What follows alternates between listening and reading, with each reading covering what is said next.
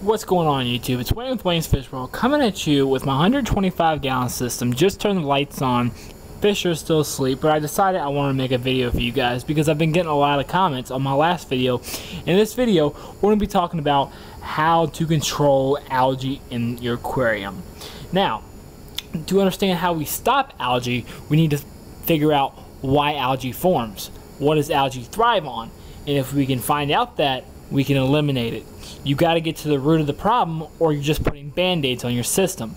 Now, nitrate is a plant, and as you can tell, this tank is loaded in plants, and plants thrive on two main substances. They thrive on many trace elements and micro elements. They also get their energy from the sunlight. We all know that. But the main two fertilizers is, well, the main three is NPK, nitrate, potassium, and phosphate. Now, algae in our case thrives mainly on nitrates with an A, which is sometimes the final outcome of the nitrogen cycle, and they thrive on phosphates. Now, algae is very ugly. It's displeasing. The only algae I really like are coralline algae in saltwater and macroalgae. Other than that, they're all pretty ugly, and I think everybody can agree on that. But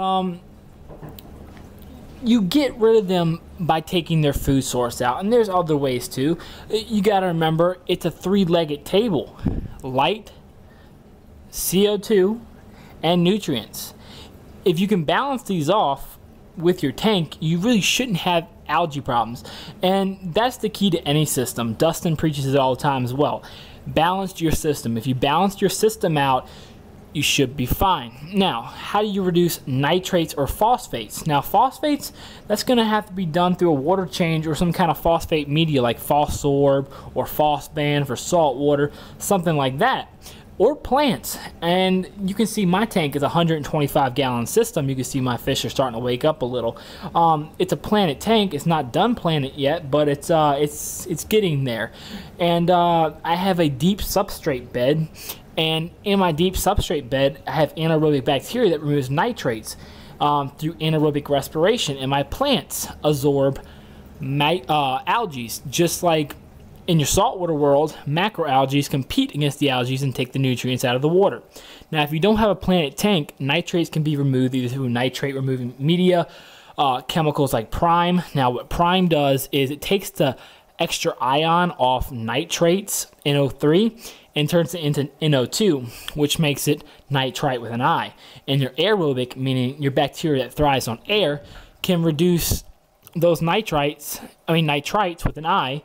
And what is my Pocosmus doing in that corner to that leaf? Anyways, it can reduce those nitrites and turn it back into nitrates. And then it just gets broken down again. And pretty much with products like Prime, which take off the ion, it fixes the problem, but it's a band-aid. So how do you fix the problem in the end? Okay, you need to think. First of all, you should know plants thrive on sunlight or aquarium lights. How often do you leave your lights on? How long do they run a day? Do you leave them on all day? Do you leave them on a couple hours a day? Technically, you should only leave your lights on for around 6 to 8 hours, all depending on your lights, all depending on how many plants you have to absorb that light. In the saltwater, corals and other photosynthetic animals can absorb that light. If you have animals or organisms that can absorb that light, it kind of takes it out of the water column, and it'll break apart that light, and your tank won't suffer as much. But let's say I had this 125 with no plants and close to 100 fish in here, and it doesn't look like it, but they're all sleeping right now. But if I had these intense lights, LEDs, T5 high outputs, all on this system with no plants, this tank would wreak havoc. And how I balance that off is I know my plants absorb nutrients and nitrates and phosphates, which are another type of nutrients to speak. So, best ways to remove nitrates is, I'm going to be honest with you, if you do not have plants and you do not have anaerobic bacteria in your tank absorbing nitrates and turning into a nitrogen gas, the best way to do it is water changes, because water changes are going to replenish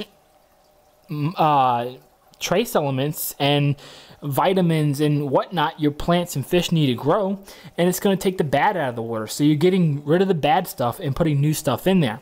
Now, you have to test your sink water or your faucet water, because in my case, I'm on a private well and I live in the country, and you know, all the fertilizer that goes in the field goes right down to my water system. And I actually have a nitrate reading of 40 parts per million. So water changes on this tank is a double-edged sword. It does great things to my plants, but it kind of stuns my fish, because actually, here's my test kit I took a couple days ago. And you can see, that's pretty yellow. That's my nitrates in this system. And I tested it right after I did my water change. And believe it or not, my nitrates were very, very, very dark orange. And I tested it again the next morning, and it went down to yellow, because the plants and the anaerobic bacteria in my tank absorbed it. Now, you also have to watch out how often you feed your fish and how much you feed your fish. You should feed as little as possible, as much as possible.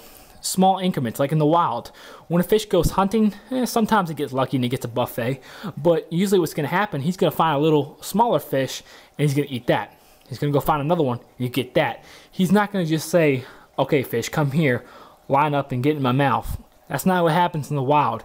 They eat a little at a time, and they just do that throughout the day. So feed your fish little increments as many times as possible. Some people say 3 times as possible. Believe it or not, I feed my fish sometimes around 7 times a day, maybe more sometimes. It all feels how generous I'm feeling. And I do that through small feedings several times a day.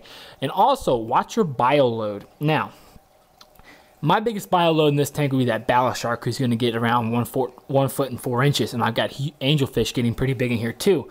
But watch your bio load on your tank, and you can match your bio load through more water changes. But just be careful, guys. It's a balance. If you balance this stuff off, you're more likely to be successful with your aquarium. I've got another video on how to beat algae problems right here. I'm going to put it in the video. Here's a link to it right here. It's a little more longer and a little more detailed in my opinion, but tell me what you guys think. If you guys still have problems or questions, let me know. I also know how to defeat saltwater problems with algae too, so it's pretty much the same concept, to tell you the truth. Get rid of the nutrients, you're good. So comment, rate, and subscribe. Check out my other videos, guys, and I'll see you next time. Later.